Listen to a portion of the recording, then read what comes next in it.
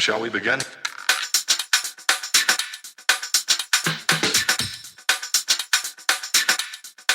Let's begin now.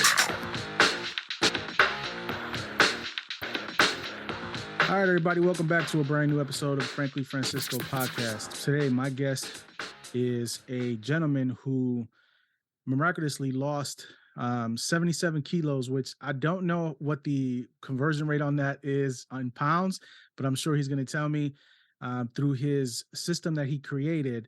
I'd like to introduce everybody to Olivier. How are we doing today? Yes, I'm fine. Thank you and thank you for having me, Francisco. No problem. So tell me a little bit about yourself. Tell me a little bit about your story in the audience. Let them know who you are, where you're from, and let us know how you started this journey that you're on right now to try to help people with better health. Yes, just like you said, my name is Olivier Mancondo.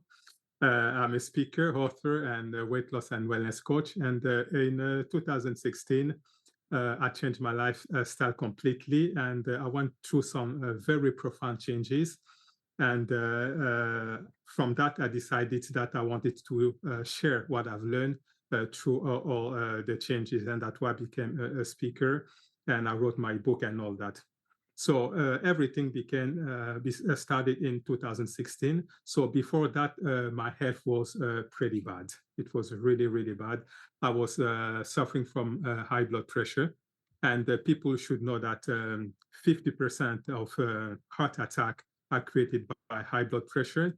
And when you're suffering from high blood pressure, you can have kidney failures, you can have heart failures, vascular dementia. And I even remember that I spent a day and a half in hospital because my blood pressure went through the roof. And apart from that, I had massive headaches every day or every other day. And in fact, I have to have some painkillers in my wallet all the time because all this was very, very bad. And also I had dandruffs. And for example, if I would comb my hair, you will see dandruffs all over the place. I had back pain. I even remember I spent a week at home. I couldn't go to work because my back was killing me. And I had lots of problems as well. I had to see the dentist. I would say every 2 to 3 months, I had to see the dentist because of my bad eating habits. I remember at midnight, I would still be eating. I would have my bottle of Coca-Cola with some biscuit or some cookies or some cakes and stuff like that. And at that time, my weight was 220 pounds. So I lost 77 pounds. It's not 77 kilos. It's 77 pounds that I lost. Yeah. And at that time, my BMI was 32. And when your BMI is over 30, you are classed as obese. So I was obese. I had all the time I was feeling I had I couldn't breathe properly because with my weight and all that. And I remember the place where I was working, as I was working as a lab technician, optical lab technician, and the lab was in the basement. So all the time I had to climb the stairs and I was always out of breath. And I remember on my days off, I was sleeping until 1 p.m. in the afternoon because I was always tired. So basically that's how everything was before my transformation. So at that point, what point though did the trigger go off in your head that you needed to make a lifestyle change for you?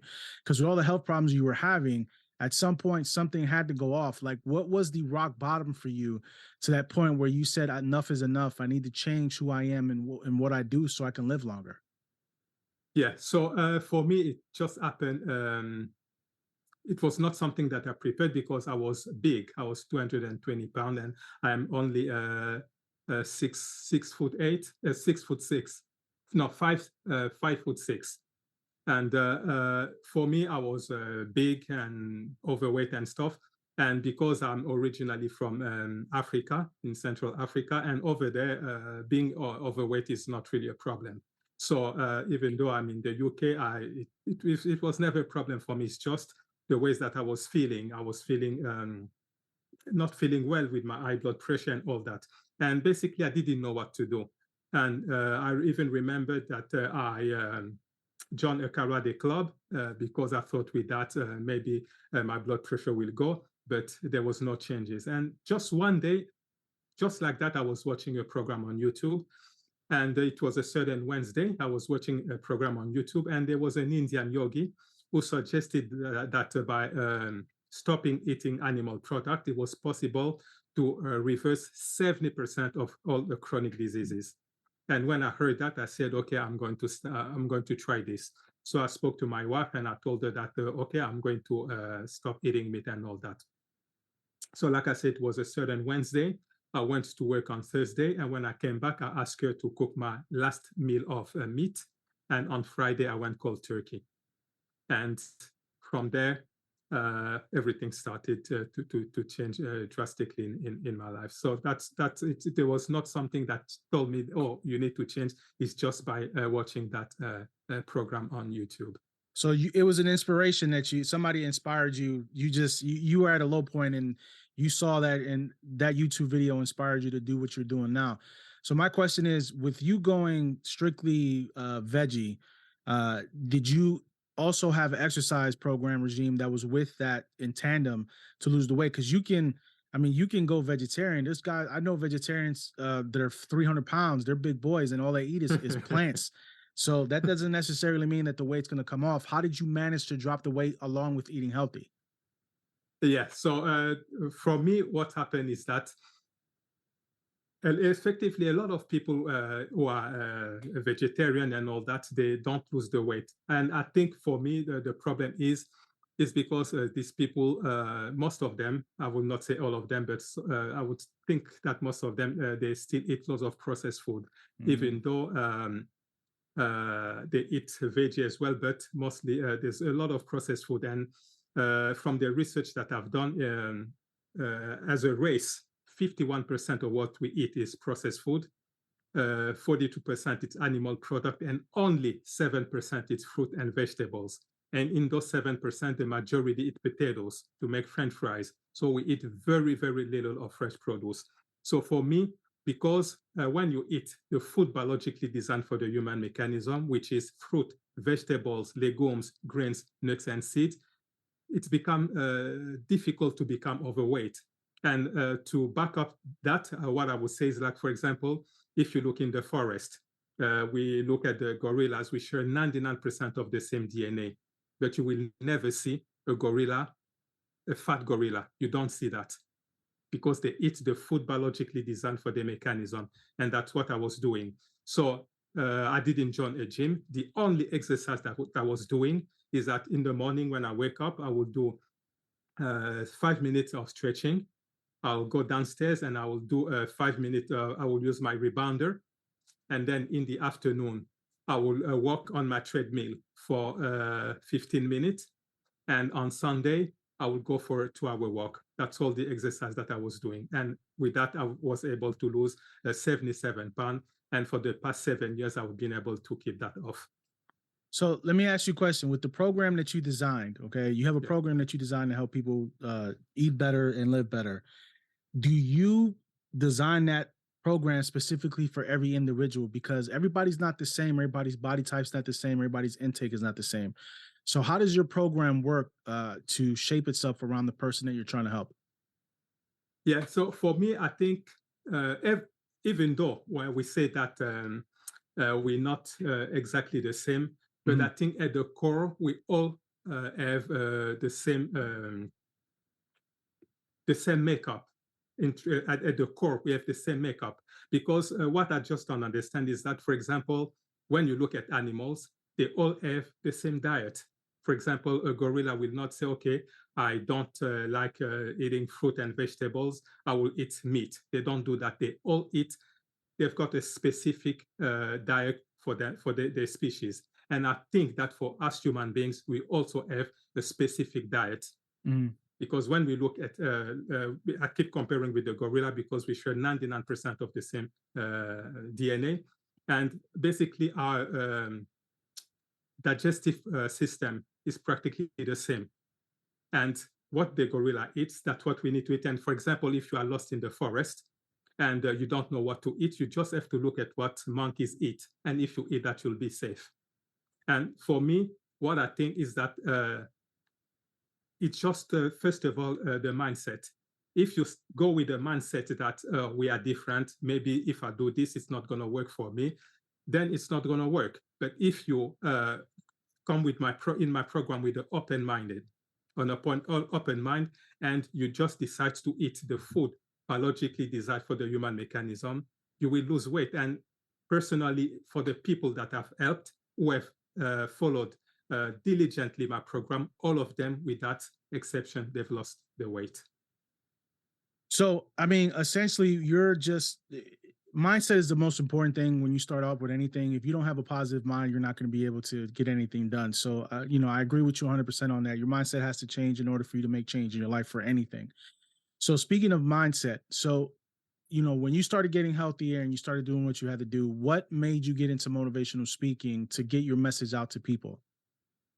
Yeah. So what I was able to see is that if, for example, you decide to change your lifestyle, or you want to lose weight, if you don't have a good mindset, it's going to be practically impossible to change your lifestyle or to lose weight. And that's what most people at the end of the year, with all the New Year's resolution, they will say, okay, I will go to the gym and all that. They will do that for 2 weeks, 3 weeks, and then they stop, because the mindset have not changed. And that's what, even in my program, that's really one of the pillar. I really, really insist on the mindset.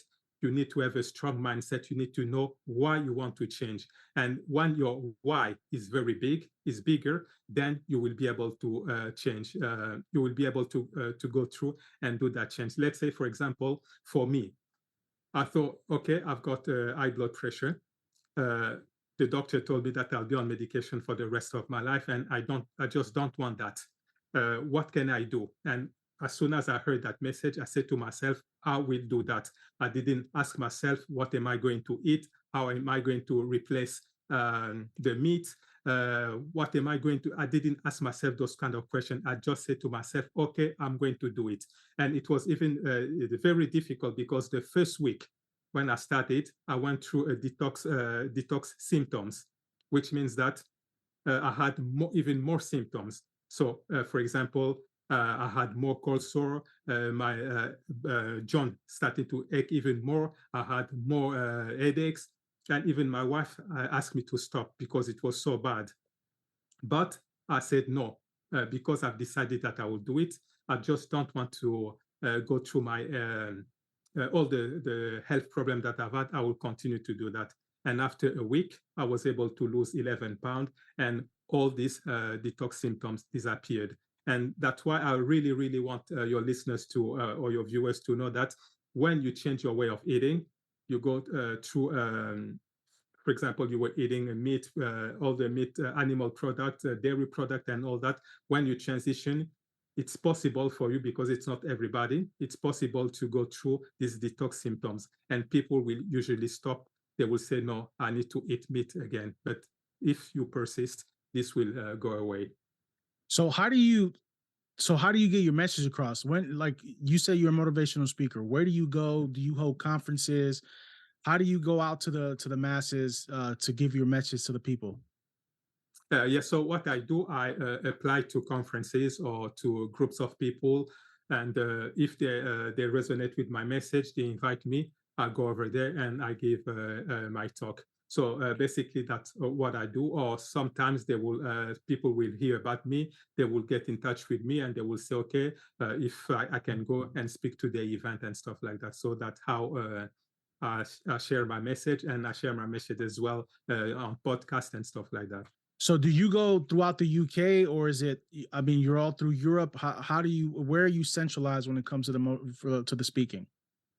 Yes, because with the COVID, it was difficult to travel. Mhm. So I was mainly speaking to here in the UK.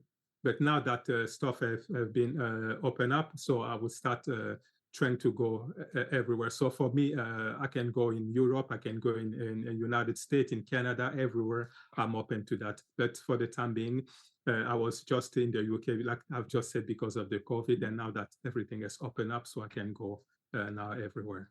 So tell me about your book. You are a published author. Let us know, what was the book about? What inspired you to do the book, and where can people find the book?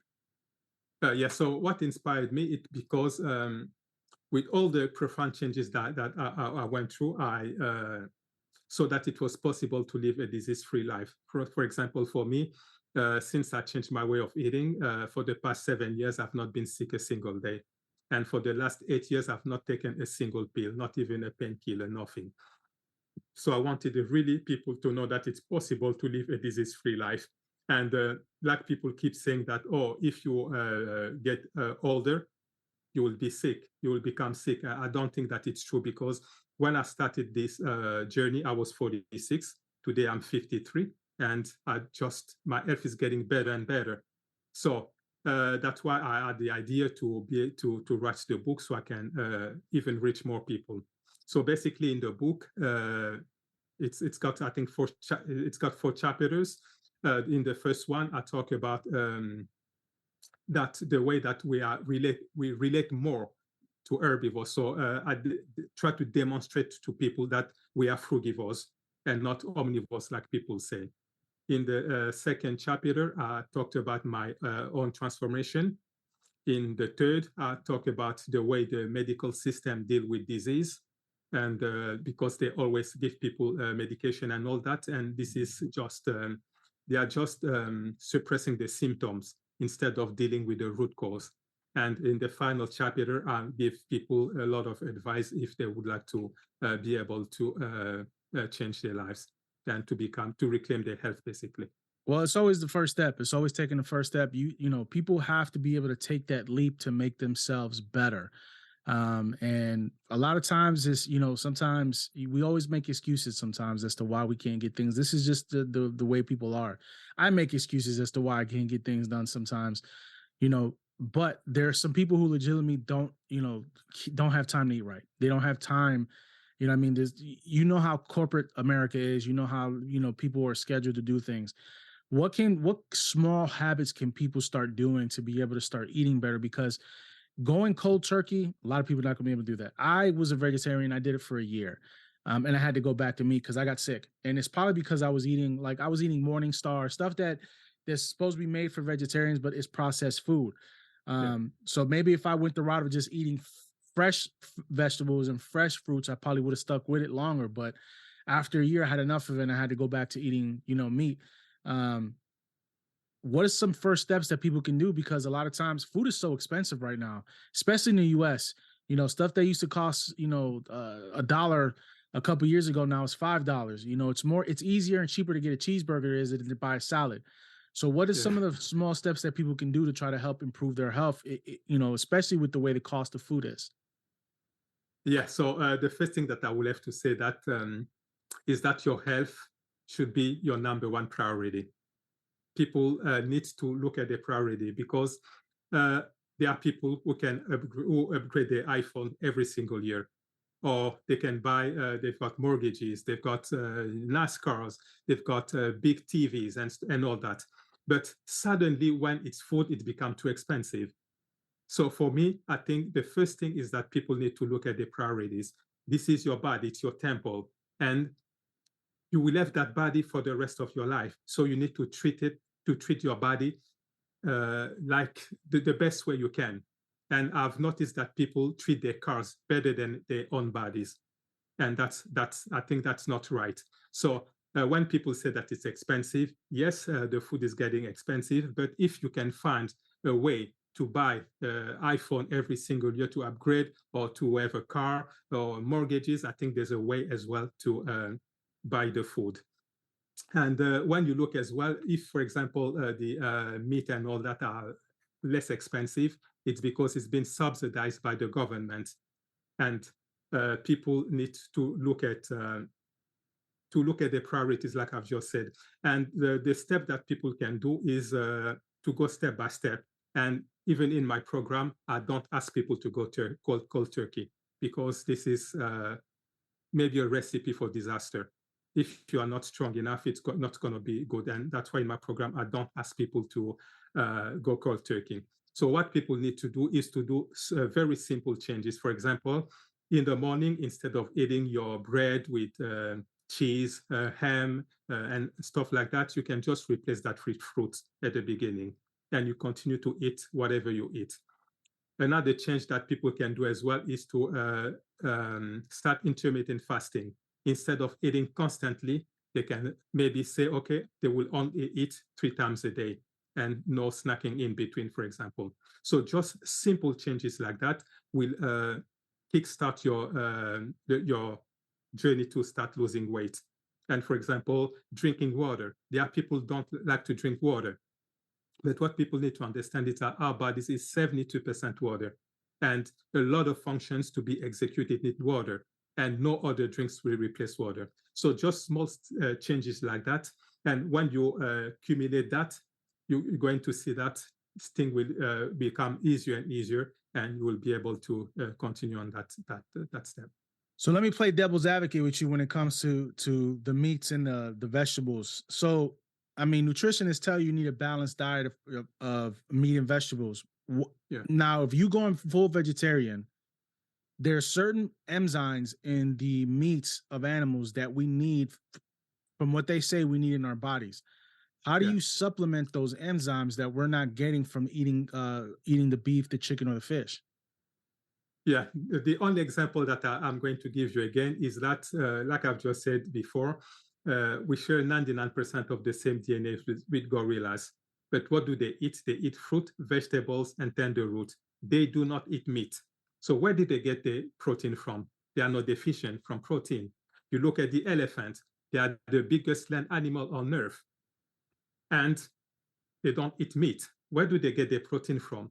From the leaves that they eat. So exactly like me, I've done 7 years without eating meat. And where do I get my protein? It's from fruit, vegetables, legumes, grain, nuts, and seed. That's where I get all my protein from. And what people need to understand is that we are electrical bodies, electrical beings, and we need microelectricity for our bodies to work in an optimal way. And we can only have microelectricity from live food. And why do I call them live food? For example, if you take a banana, a green banana, you leave it there. After a couple of days, it becomes yellow, right? And if nobody eats that banana, after a week, 10 days, only then the rotting process starts. So you can see that the banana was living. Or you take a seed, you put that in the soil, the tree will grow, will bear fruit. But when you look at the animal product, as soon as the animal dies, the rotting process starts immediately, which means that it's dead food. This is a living body. You've got a living body. You can only feed a living body with live food and not dead food. And if you do that, it's going to be difficult for you to become sick and all that. So that's what I've noticed, and the people that I coach, or some of my friends or family members who have been able to follow what I've said, that's what the benefits that they've been able to reap. So in a summary, we really don't need animal product, because all the protein that you've got in the animal, you can get that in all the vegetables, the legumes, and all that. And especially, for example, if you look at beans, lentils, they are full of protein. So it's impossible to become protein deficient, even if you eat a vegan diet. Well, so the whole cheese thing you were talking about, I stopped drinking dairy. I stopped eating dairy. I stopped eating cheese because I'd have black circles under my eyes. My wife is the one who noticed that, and my face got slimmer. And once I got done, stop eating, because I was a cheese addict. I mean, I would eat cheese with everything. Like I would get bags of shredded cheese and on everything. I would sandwiches, my eggs, everything. I would drink gallon. We would buy gallons of milk because I would kill a gallon by myself because I love milk. I mean, I grew up on milk, but when the older I got, I was like, this is not good for me anymore. So it's hard sometimes. Don't get me wrong, but I try to stay away from the dairy as much as I can, because to me, it's not good for my body the way it used to be growing up. But it's not good anymore. So I get what you're saying. There's certain lifestyle changes that I think people have to make to be able to, baby steps. For me, the baby steps for me was just getting rid of the dairy. Then the next step might be, something else that bread is another thing I try to stay away from. It's hard sometimes, because of the carbs, but there's healthy carbs that I can eat as well, without the bread. So there's it's checks and balances. And I think everybody has to take that first step. My first step was taking care of the dairy. Then I have to start working on some other stuff. So where can people sign up for your program? Where can they go if they want to learn more? Yeah, so if they want to learn more, they can go on my website, which is oliviermancondo.com, oliviermancondo.com. They can go over there and they can sign up for my program. So basically what's happened is that they can go on it. I've got a 16-week one-on-one coaching program where I help primarily women over 30 to lose weight, even if they've been struggling for years. And what happened is that when they click on my website, there's that program, they will go and they will have to watch a webinar where I explain all these things, how women over 30, they can lose weight, what they can do, the biggest mistake that they make and all that. And at the end of that masterclass, they will be able to book a call with me. And on the discovery call, we're going to have a chat to discover why they got stuck and give them a roadmap to see so they can move forward. And from that, if there's a good fit, then we can work together, and I can help them resolve all the weight issues and as well to be able to reclaim their health. Because in my program, it's not only to lose weight, because people think that when you lose weight, that's it, you're in good health. But what people need to understand is that being slim doesn't necessarily mean being healthy. Because, for example, last year I lost my uncle. He was only 58.